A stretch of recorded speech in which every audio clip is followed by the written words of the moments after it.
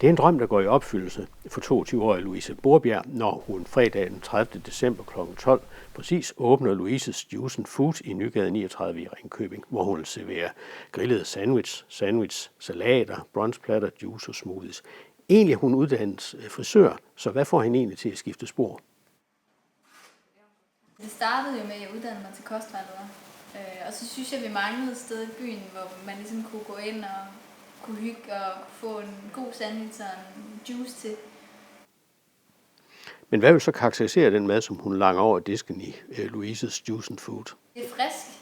Altså det er friske råvarer, og at man føler sig velkommen, når man kommer. Altså man føler sig hjemme på en eller anden måde. Vi laver juice og sandwich og smoothies og salater og madpakker og god kaffe, og man kan også godt få et stykke kage, hvis man får lyst. Kunderne, det er alle. Alle er velkommen. Det er klart, at nu i og med at beliggenheden er her, hvor vi er, så er vi jo tæt på gymnasierne, og det er klart, jeg håber jo helt klart, at de kommer i deres frokostpause og kigger forbi. Jeg vil jo gerne, at folk de bare kunne sætte sig ned og hygge og tage computeren med og sidde og lave deres lektier, eller sidde og snakke over en kop kaffe eller et eller andet.